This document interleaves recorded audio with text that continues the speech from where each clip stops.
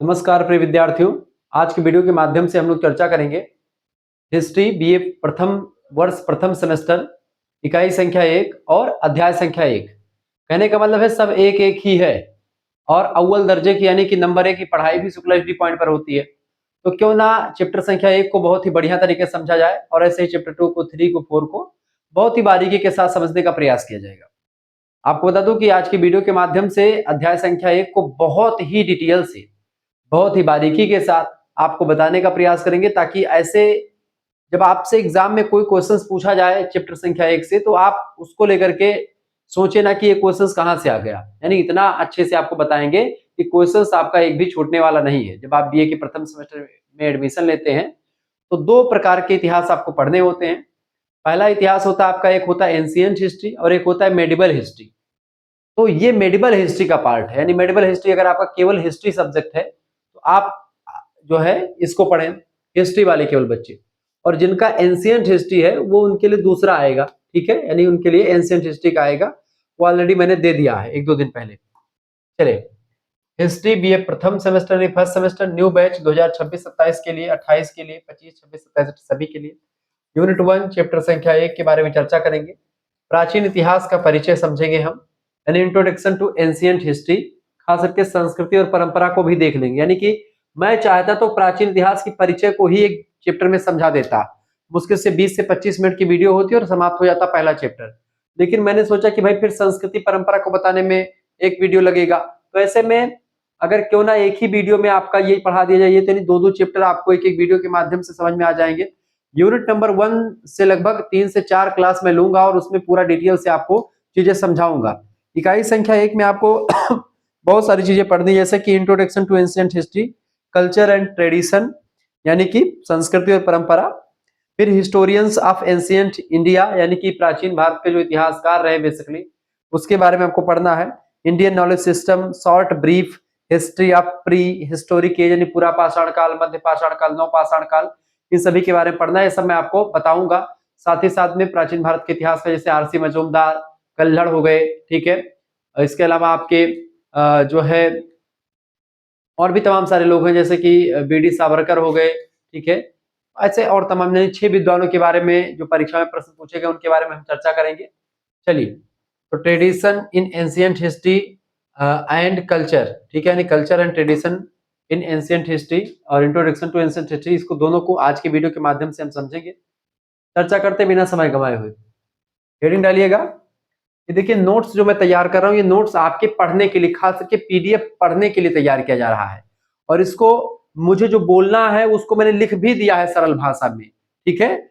मैं वैसे खास करके आपको समझाता जैसे कुछ चीजें ही लिख करके बोर्ड पर, अगर मैं एक ही बोर्ड पर या एक ही 2 स्लाइड में लिखता तो फिर मैं बोलता बहुत ज्यादा, समझाता आपको देख करके, चेहरे को देख करके। लेकिन चूंकि मैंने सारी चीजें यहाँ पर लिख रखी है ऑलरेडी पहले से, ताकि आपका समय ज्यादा नष्ट ना हो और आपका सारा कॉन्सेप्ट और टॉपिक भी क्लियर हो जाए, इसीलिए मेरा फोकस इधर ज्यादा रहेगा। तो ये बात ध्यान रखिएगा, ठीक है। इसका मतलब ये नहीं कि ये चीजें हमको पता नहीं है, ये चीजें हमको पता है, लेकिन इसको आपको समझाने के लिए थोड़ा सा आपको जैसे ये हाईलाइटर करना पड़ेगा, हाईलाइट, ताकि आपको समझ में आ जाए। इतिहास का अर्थ यानी meaning of history and definitions of history. इतिहास संस्कृत के इति और हास 2 शब्दों से मिलकर के बना है। जैसा वास्तव में हुआ हो इसी को इतिहास कहते हैं। यह अतीत की घटनाओं, उनके कारणों और उनके परिणाम का वैज्ञानिक, प्रामाणिक और क्रमबद्ध अध्ययन करता है। किसका? जो हमारे अतीत की जो घटनाएं हैं वो घटनाएं क्यों हुई और उन घटनाओं का क्या प्रभाव पड़ा समाज पर, उन दोनों के यानी प्रभाव और कारण, रीजन एंड जो प्रतिफल उसका मिला, परिणाम मिला, उन दोनों का एक प्रकार से वैज्ञानिक तरीके से, प्रामाणिक यानी कि सत्य के साथ और क्रमबद्ध एक सिस्टम से अध्ययन करते हैं, एक सिस्टमेटिकल वे में अध्ययन करते हैं अतीत की घटनाओं का। तो उसी सब्जेक्ट को हम इतिहास कहते हैं, हिस्ट्री कहते हैं। ये इसका अर्थ हुआ। अलग अलग विद्वानों ने अपने अपने हिसाब से इतिहास को परिभाषित किया है। इसमें लिखिएगा विद्वानों की परिभाषाएं। पहला नाम आता है मेगास्थनीज का। मेगास्थनीज एक विदेशी यात्री था जो कि चंद्रगुप्त मौर्य के दरबार में भारत में आया था। ये सेल्यूकस निकेटर का राजदूत था जो कि चंद्रगुप्त मौर्य के दरबार में रहा करता था। क्योंकि चंद्रगुप्त मौर्य से सेल्यूकस निकेटर जो था ये सिकंदर का सेनापति था। बाद में राजा बनता है यूनान का और दोबारा से आक्रमण करता है भारत पर। उस समय चंद्रगुप्त मौर्य से युद्ध करता है, चंद्रगुप्त मौर्य इसको हरा देते हैं। चाणक्य और चंद्रगुप्त मिलकर के, और इस तरीके से जब वो हार जाता है तो कहता है कि मैं आपको जो है आपकी शरण में हो, आप जो इच्छा हो करिए। तो फिर उन्होंने शादी का प्रस्ताव रखा, उसने कहा कि मेरी पुत्री हेलेना की शादी आपके साथ मैं कर दूं। चाणक्य जी ने कहा बिल्कुल कर दीजिए, लेकिन इसका पुत्र लड़का जो इसका लड़का होगा वो राजा कभी नहीं बन सकेगा। ये सारी बातें हुई, डील हो गई, और इस तरीके से शादी हो जाती है हेलेना से। क्लियर? और इस तरीके से शादी हो जाती, क्योंकि शादी इसलिए करते थे पहले के राजा महाराजा दूसरे राजाओं के यहाँ, ताकि क्या हो जाए, दोबारा से युद्ध की जो एक प्रकार से झंझट है खत्म हो जाए। यानी जो यूनान का आक्रमण जो लगातार बना हुआ था भारत पर, वो आक्रमण का जो भय था वो खत्म कर दिया जाए, ताकि आज मान लेते चंद्रगुप्त और चाणक्य जैसे महान विद्वान और चंद्रगुप्त जैसे योद्धा है, तब तक मौर्य वंश बचा हुआ है। और जैसे इनका पतन हुआ, मानते उनका लड़का जो है उतना ज्यादा पावरफुल ना हो, चाणक्य ने दिमाग लगाया तो मौर्य वंश यानी भारत, जो अखंड भारत का संकल्पना थी उनकी, वो पूरी रह सके। ठीक है, तो इस तरीके से ऐसे में उनको क्या कर लिया, अपने में मिला लिया। इस तरीके से साम दाम दंड भेद ऐसे तमाम प्रकार की नीति जो थी चाणक्य के द्वारा, बहुत सारी नीतियां चाणक्य ने बताई हैं, यह बात आप ध्यान रखेंगे। तो कहीं ना कहीं पे वो चाणक्य के ही दरबार में, मतलब कि चंद्रगुप्त मौर्य के दरबार में ही आया था मेगस्थनीज। ये सेल्यूकस निकेटर का राजदूत था, जो कि हेलेना के देख रेख के लिए फिर यहाँ के बारे में जानकारी देता रहता था वहां पर। इसने एक पुस्तक लिखी थी मेगस्थनीज ने, उस पुस्तक का नाम है इंडिका। ठीक है, कौन सी पुस्तक बाबू? उस पुस्तक का नाम है इंडिका। इंडिका नाम की पुस्तक लिखता है मेगस्थनीज। ये कहते, यही इतिहास की परिभाषा को देते हुए कहता है कि इतिहास वह है जो समाज के अतीत की सच्ची घटनाओं का क्रमबद्ध विवरण होता है। दूसरे विद्वान है हर्बर्ट बेल्स। हर्बर्ट बेल्स कहते हैं कि इतिहास समय में मानव का आत्मचेतन रिकॉर्ड होता है। ठीक है, अब इन सभी चीजों को अगर आप पढ़ना चाहे तो पढ़ सकते हैं, बाकी एक परिभाषा आप बनी लिख सकते हैं। क्या लिखेंगे? इतिहास क्या है? देखेंगे, इतिहास वह आईना है, यानी वह दर्पण है जिसमें हम अपने अतीत की तस्वीर को देख करके, अतीत यानी जो हमारी पुरानी घटनाएं हैं उनको हम देख करके, एक ऐसा दर्पण, एक ऐसा शीशा जिसमें हम पुरानी घटनाओं को देख सकते हैं और वर्तमान को समझते हैं उन घटनाओं के माध्यम से, और भविष्य की दिशा तय करते हैं कि भाई देखिए वर्तमान में, मतलब कि जो अतीत में हमसे जो गलतियां हुई वो गलतियां ना हो। इसीलिए इतिहास को दोहराना बहुत जरूरी होता है, इतिहास को पढ़ना बहुत जरूरी होता है। इतिहास हमारे लिए मदद करता था कि हम जो है अतीत की जो गलतियां हैं उनसे सीख करके वर्तमान में वो गलती ना करें। दूसरी हेडिंग डालिएगा, इतिहास की प्रमुख शाखाएं। इतिहास की कई शाखाएं, जैसे कि इतिहास को प्रमाण के आधार पर 3 मुख्य श्रेणियों में बांटा जाता है। सबसे पहले इतिहास को समझ लें, इतिहास है क्या? इतिहास बेटा 3 प्रकार का इतिहास है। पहला होता है प्राग ऐतिहासिक काल, दूसरा होता है आद्य ऐतिहासिक काल, और तीसरा होता है ऐतिहासिक काल। आज जो प्राग ऐतिहासिक काल है, जिसको आप बोलते हैं prehistoric age. Prehistoric age इसको इसलिए कहते हैं क्योंकि यहाँ पर कोई लिखित प्रमाण नहीं मिला, कोई साक्ष्य ही नहीं मिला।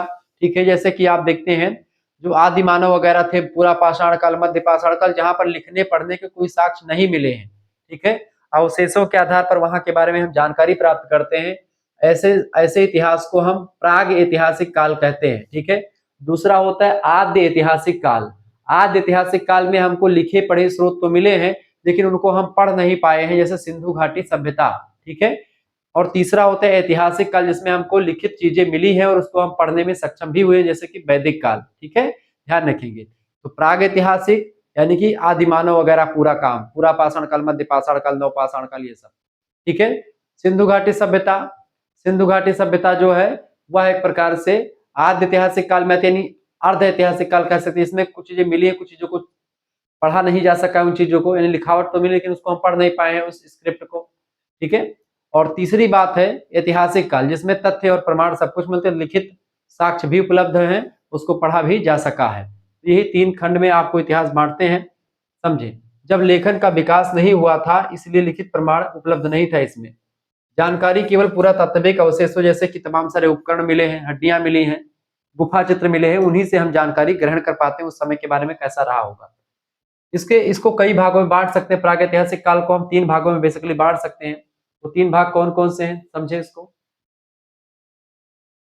पहला भाग है पूरा पाषाण काल, इसको हम विस्तार समझेंगे आगे चल करके।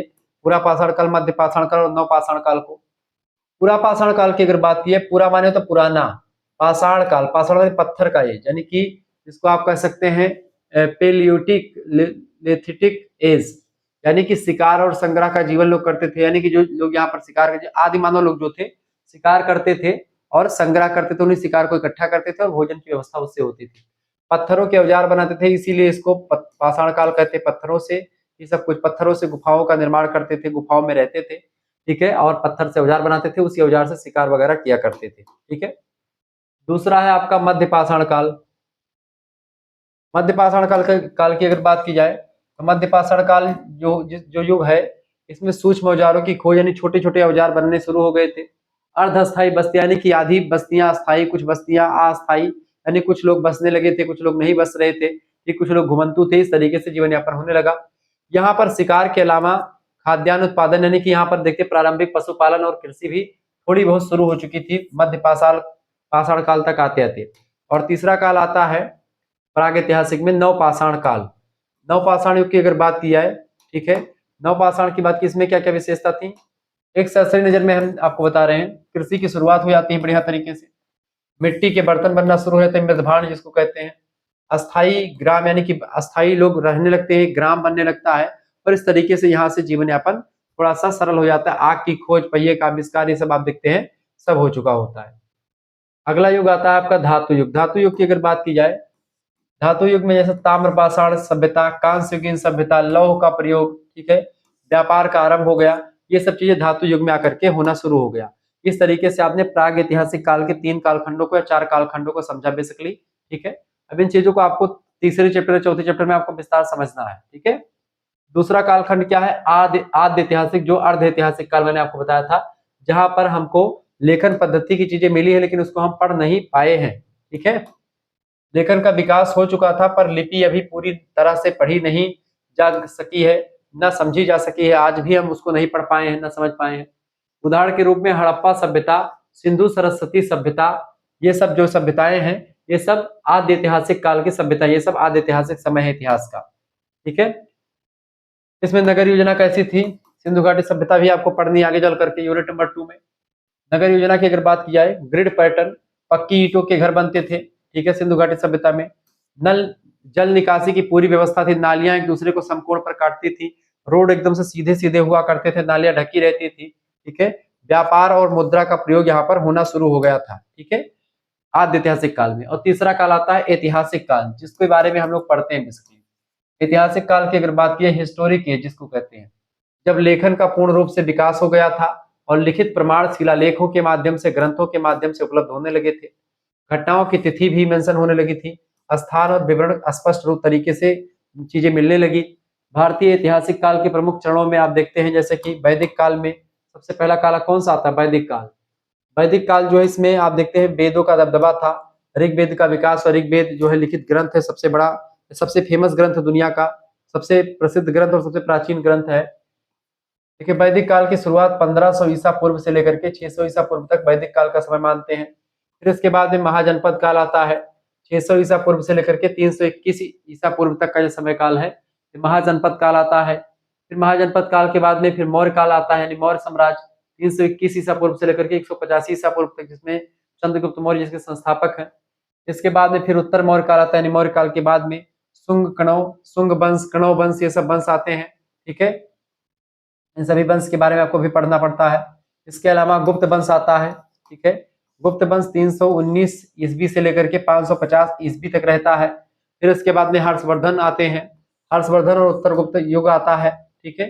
फिर उसके बाद में प्रारंभिक राजपूत काल 8वीं शताब्दी से लेकर के 12वीं शताब्दी तक रहता है। और 12वीं शताब्दी में आप देखते हैं मुगल आक्रांता, मतलब कि दिल्ली सल्तनत में तुर्क वगैरह आ जाते हैं। दिल्ली सल्तनत की स्थापना 1206 में हो जाती है। 1206 ईस्वी तक के इतिहास के बारे में ही हम लोगों को पढ़ना है, ठीक है।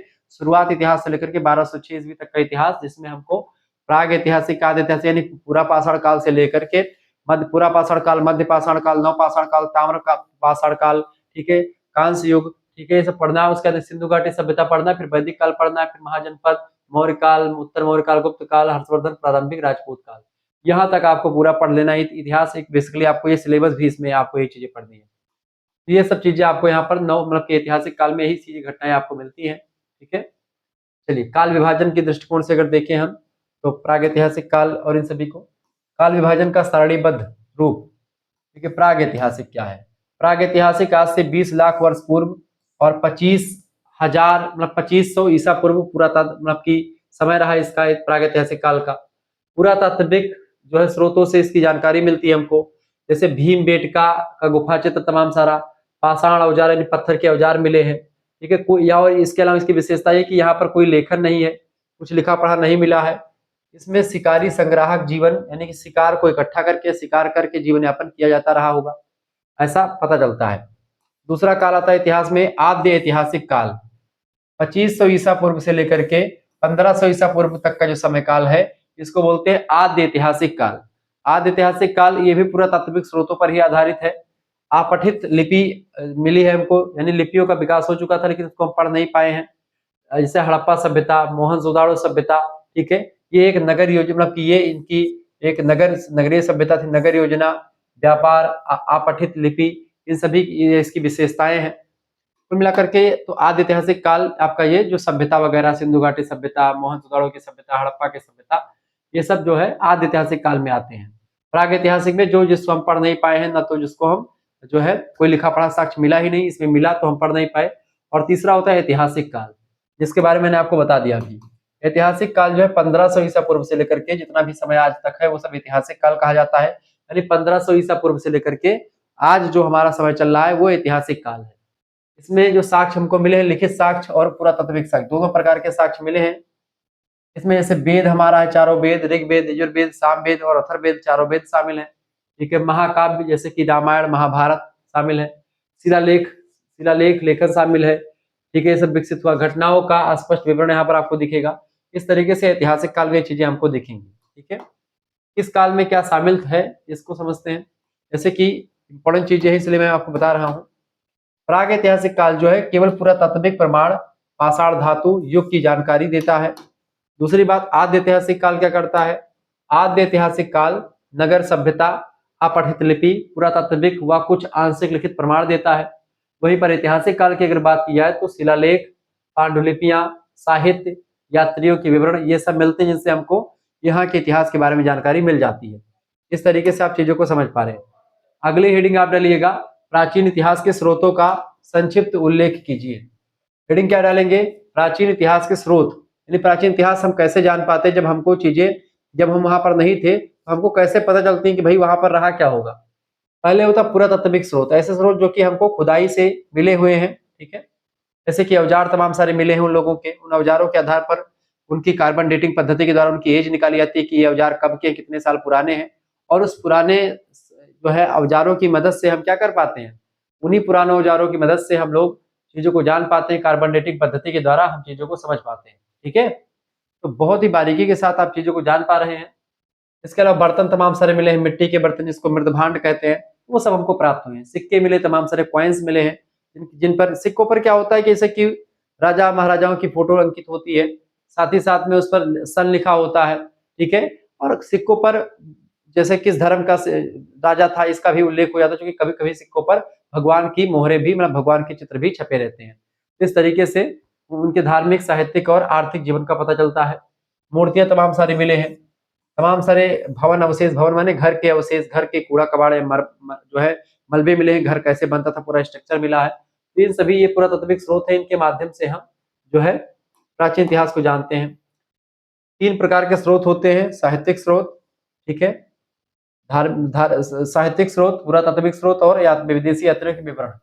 दूसरा है साहित्यिक स्रोत, धार्मिक ग्रंथ जैसे कि वेद, उपनिषद, महाकाव्य में रामायण, महाभारत, बौद्ध और जैन साहित्य में, ये तमाम प्रकार के जो ग्रंथ हैं उन सभी से हमको प्राचीन इतिहास के बारे में जानकारी मिल जाती है, ठीक है। तीसरी बात है अभिलेख व शिलालेखों के माध्यम से, जैसे अशोक के शिलालेख, समुद्रगुप्त का प्रयाग प्रशस्ति लेख, इन सभी से भी हमको जैसे समुद्रगुप्त के बारे में प्रयाग प्रशस्ति डिटेल्स जानकारी मिल जाती है। अशोक के शिलालेखों में अशोक के बारे में और अशोक के समकालीन राजाओं के बारे में जानकारी मिलती है, ठीक है। अगली हेडिंग डालिएगा, संस्कृति का अर्थ और परिभाषा। क्योंकि संस्कृति हमको पढ़ना, तो आपने अभी तक प्राचीन भारतीय परंपरा को समझा, आपने क्या समझा अभी तक? आपने परिचय समझा, इंट्रोडक्शन टू एंशिएंट हिस्ट्री का आपने परिचय अभी तक समझा। अब हम आगे चल करके क्या पढ़ रहे हैं? अब कल्चर एंड ट्रेडिशन, यानी अब संस्कृति क्या होती है। कल्चर माने संस्कृति, ट्रेडिशन माने परंपरा। तो पहले संस्कृति को समझे, संस्कृति होती क्या है, संस्कृति कहते किसे हैं। देखिए, संस्कृति शब्द की व्युत्पत्ति जो हुई है संस्कृत के संस्कृत धातु से हुई है, जिसका मतलब होता है संस्कार करना या सुधारना। संस्कृति बराबर मानव समाज के जीवन, व्यवहार, कला, ज्ञान, विश्वास, मूल्य और रचनात्मक उपलब्धियों का संचयी रूप प्रस्तुत करना, ठीक है। विद्वानों ने इसकी परिभाषा दी संस्कृति की, क्या कहा?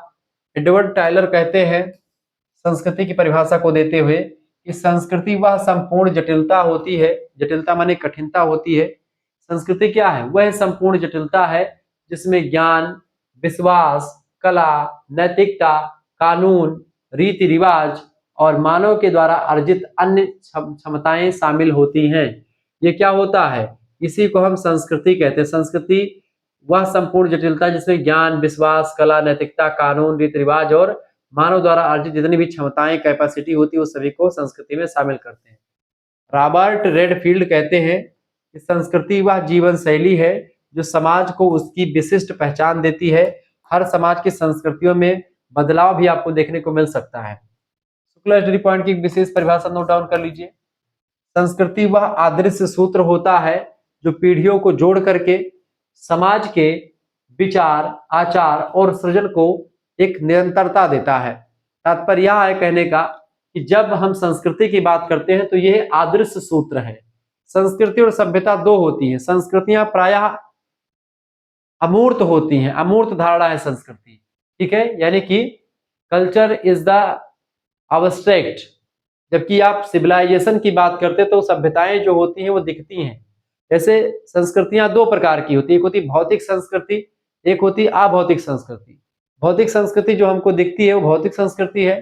जैसे कि ये आपका पेन दिख रहा है, ये भौतिक संस्कृति। ये पेन नहीं, ये डब्बा है, इसमें पेन होता है बेटा। देखिए ये पेन आपके लिए, देखिए गिफ्ट, देखिए कितना अच्छा जो है गिफ्ट आया है बच्चों की तरफ से। ये पेन देखिए, ये पेन जो है बहुत ही जबरदस्त पेन है, ठीक है। ये पेन कहीं ना कहीं पे एक भौतिक संस्कृति है। ये रिमोट भौतिक संस्कृति, टीवी, कूलर, एसी, फ्रिज जो भी आपको सुख सुविधा देता है सब आपके सिविलाइजेशन या फिर आपके भौतिक संस्कृतियों में आते हैं, ठीक है। जबकि संस्कृतियां जो होती हैं जैसे आपके ज्ञान, अभौतिक संस्कृति इसको कहते हैं, प्रायः उसी को संस्कृति से तात्पर्य लगा लेते हैं। जैसे ज्ञान, विचार, आचार, दया, जो भी आपके जो है नियम कायदे, मूल्य वगैरह हैं, वो परंपराएं, ये सब आपके अभौतिक संस्कृति हैं। तो बेसिकली संस्कृति और सभ्यता में, दोनों में भौतिकता और अभौतिकता का संबंध या अंतर होता है। तो संस्कृति वह आदर्श सूत्र है जो पीढ़ियों को जोड़ करके समाज के विचार, आचार और सृजन को निरंतरता देती है। और साथ ही साथ में संस्कृति एक पीढ़ी से दूसरी पीढ़ी में शिक्षा के माध्यम से हस्तांतरित होती है। आपके पिताजी जिस तरीके से विचार रखते थे, आपको उन्होंने कुछ बताया होगा, आप आगे चल करके अपने बच्चों को ऐसा बताएंगे, और इस तरीके से धीरे धीरे करके ये प्रक्रिया चलती रहती है, ठीक है। संस्कृति, कंपोनेंट्स ऑफ कल्चर, संस्कृति के घटक।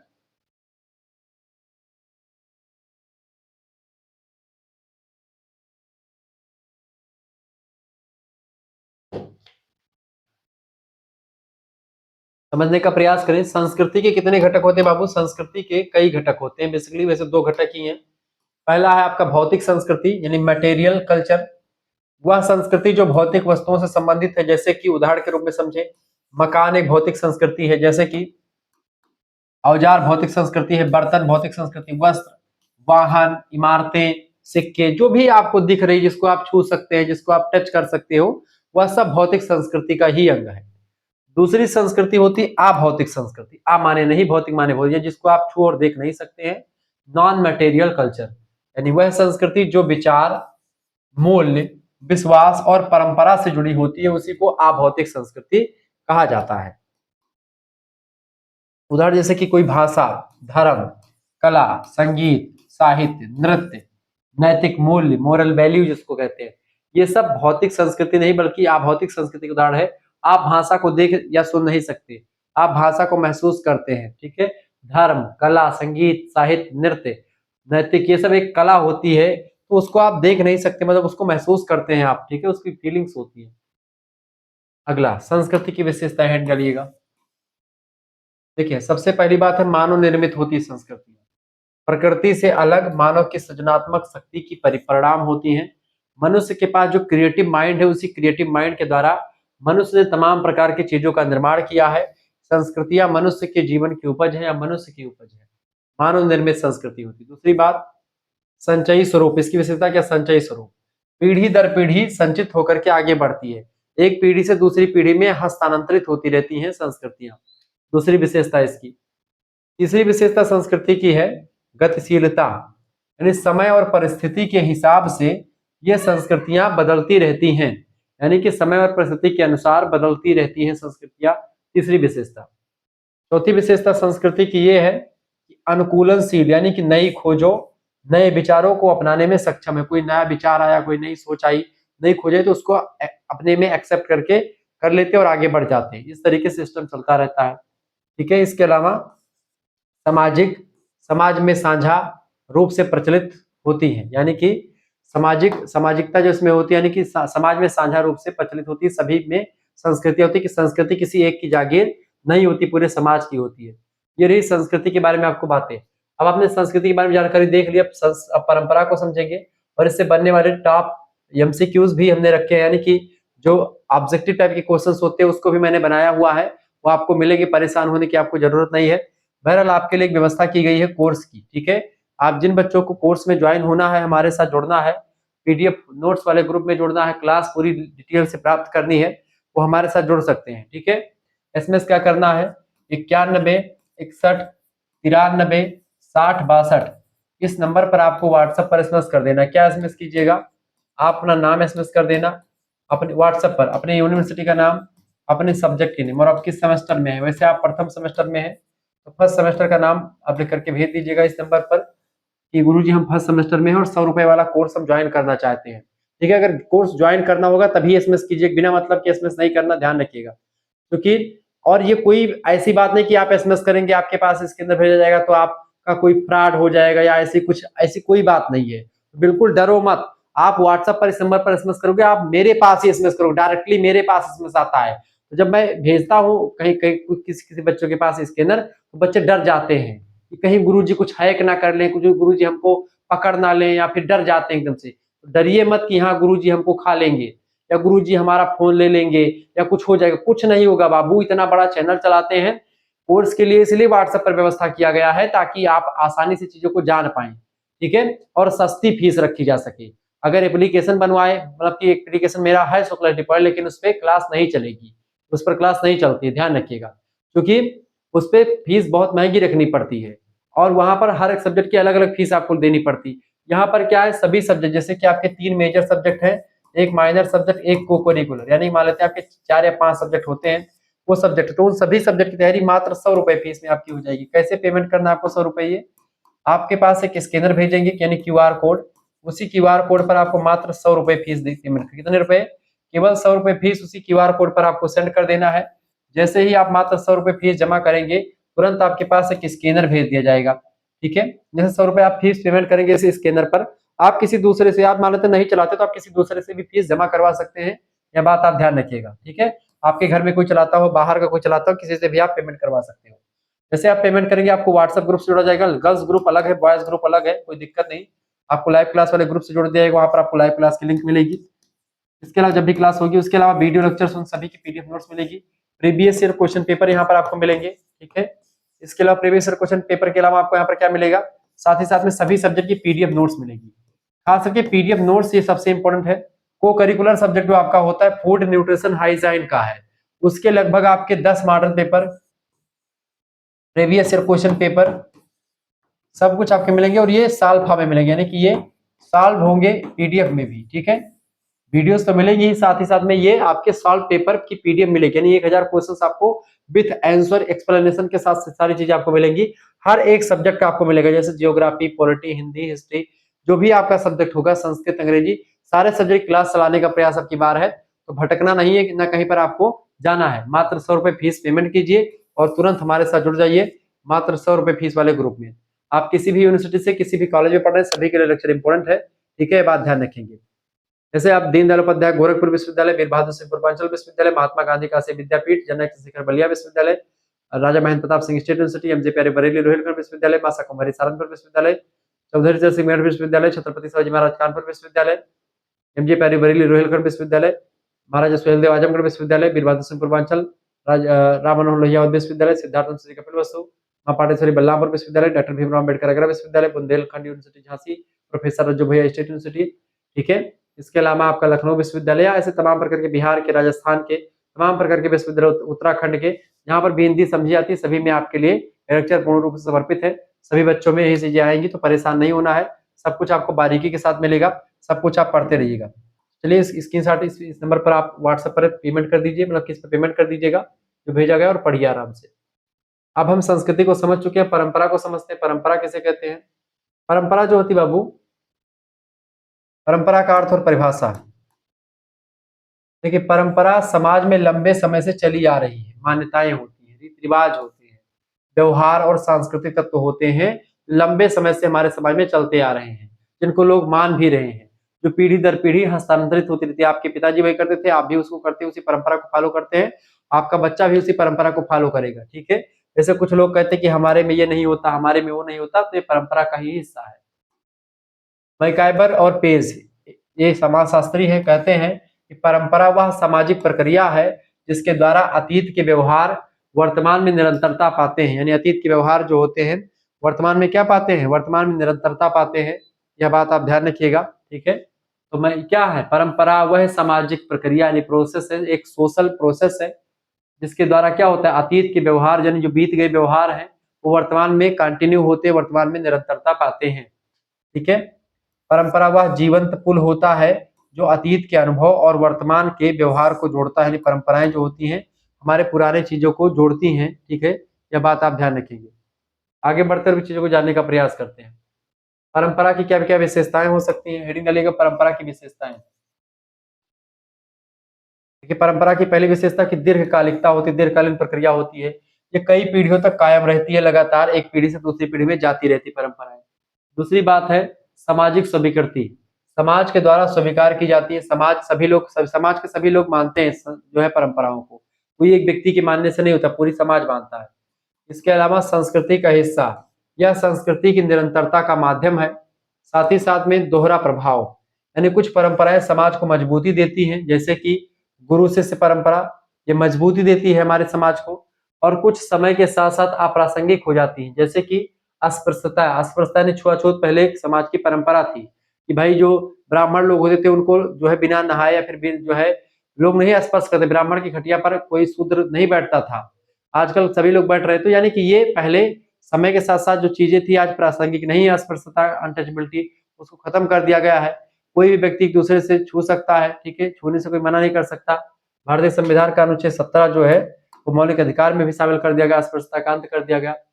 ये सब चीजें हैं। ठीक है, प्राचीन भारतीय संस्कृति और परंपरा के उदाहरण के रूप में अगर देखें, जैसे कि धार्मिक व आध्यात्मिक, जैसे वेद, उपनिषद, पुराण, यज्ञ, पूजा, मंत्रोच्चारण, योग और ध्यान, ये सब क्या है? ये सब भारतीय प्राचीन संस्कृति और परंपरा के उदाहरण है। ये बात ध्यान रखेंगे। कला और साहित्य के उदाहरणों की अगर बात करें, जैसे शिल्प कला, अजंता और एलोरा की गुफाएं, ये सब भी एक संस्कृति और सभ्यता के अंग है।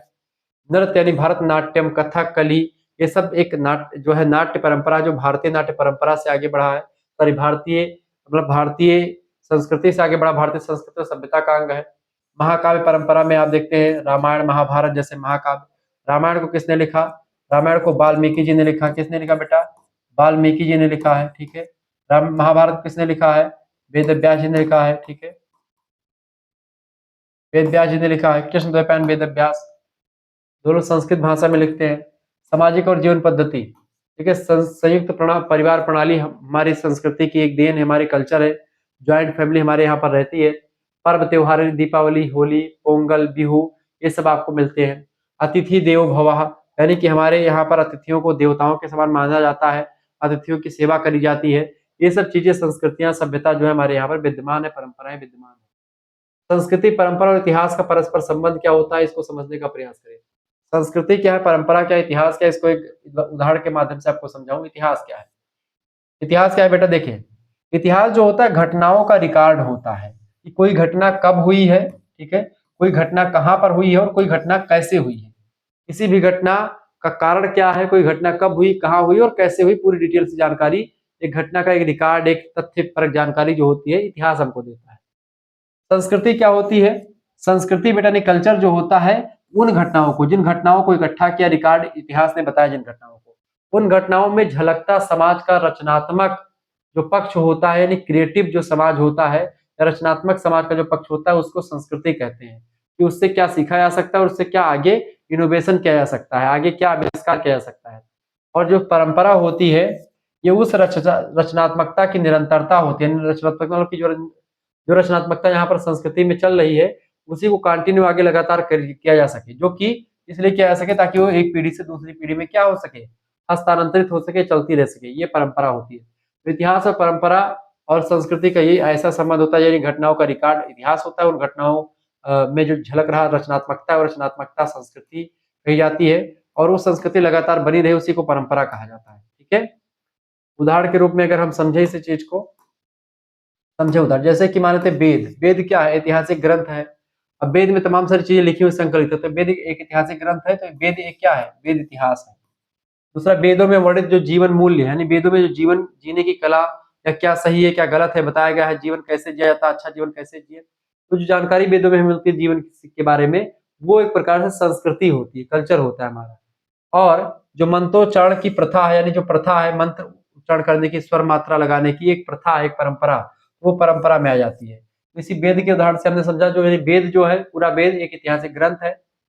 ठीक है, उसमें जो मूल्य है जीवन जीने के वो संस्कृति कही जाएगी, और उसमें जो मंत्रों को पढ़ने की प्रथा है उस प्रथा को हम परंपरा कहते हैं। इस तरीके से परंपरा इतिहास संस्कृति में संबंध आपने देख लिया।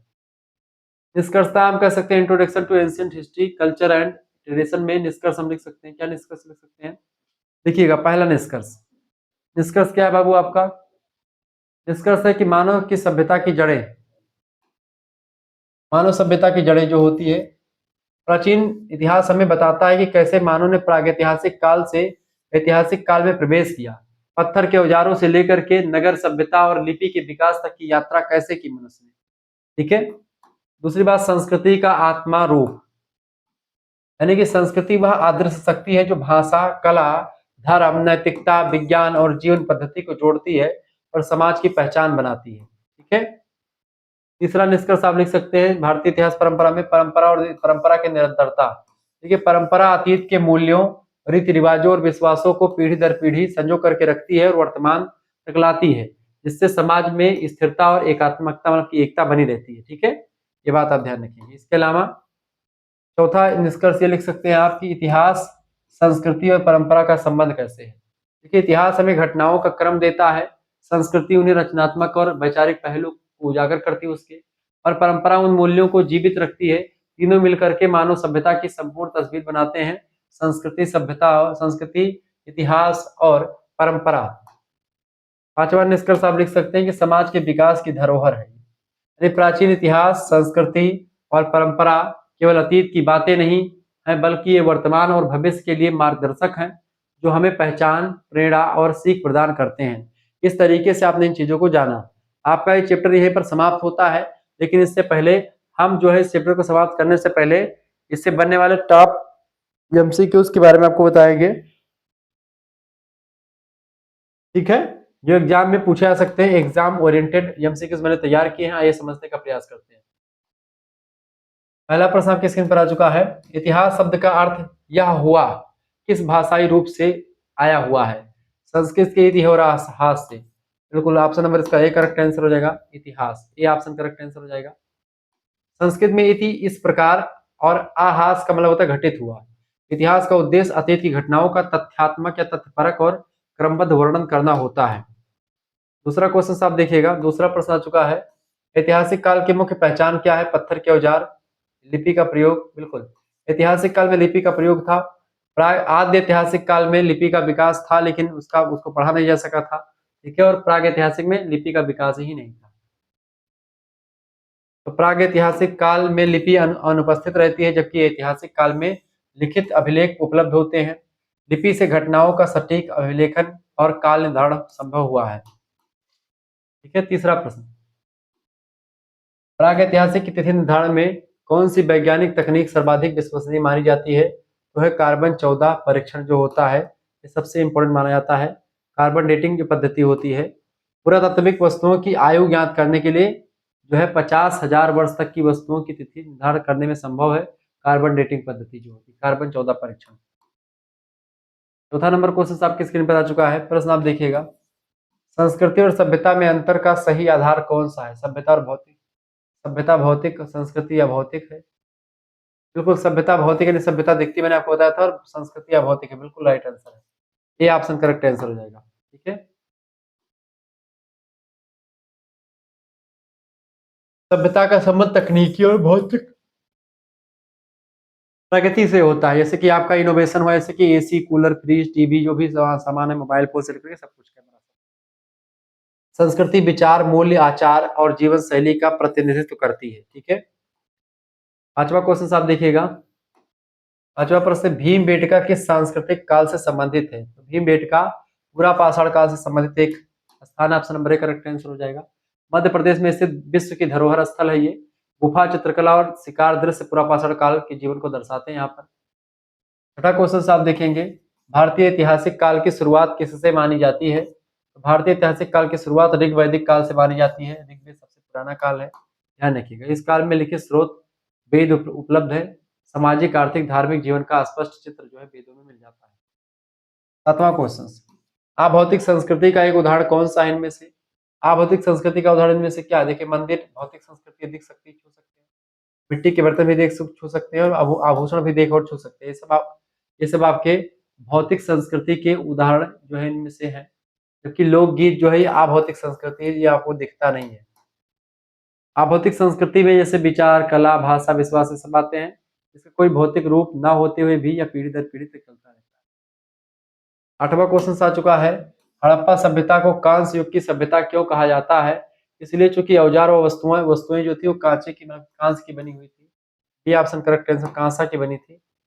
हड़प्पाई समाज में धातु का उपयोग उन्नत था। तांबा और रंगा मिलाकर के कांस का औजार बनाया जाता था। बर्तन और मूर्तियां भी इसी कांसे से बनाई जाती थी, इसलिए इसको कांस्य युगीन सभ्यता कहते हैं। नवा प्रश्न, अतिथि देवो भव किस श्रेणी की सांस्कृतिक विरासत है? ये अभौतिक संस्कृति के अंतर्गत आती है। भी ऑप्शन करेक्ट आंसर हो जाएगा। यह भारतीय जीवन दर्शन का आचार संहिता का अंग है। अभौतिक संस्कृति में नैतिक और सामाजिक मूल्य आते हैं, बिल्कुल आते हैं।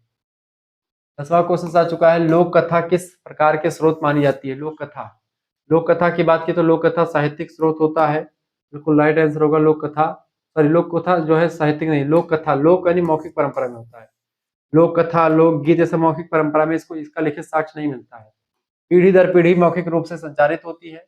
सामाजिक मानसिकता और सांस्कृतिक मूल्यों का दर्पण होता है, ये बात ध्यान रखिएगा। 11 नंबर क्वेश्चन आप देखिएगा। प्रश्न, विविधता में एकता का सर्वश्रेष्ठ उदाहरण क्या है?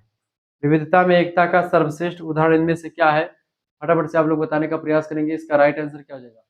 विविधता में एकता का सर्वश्रेष्ठ उदाहरण क्या है इनमें से? यानी अलग अलग भाषाओं के बावजूद साझा त्योहार हमारे यहाँ पर होता है। ऑप्शन नंबर इसका सी करेक्ट आंसर हो जाएगा।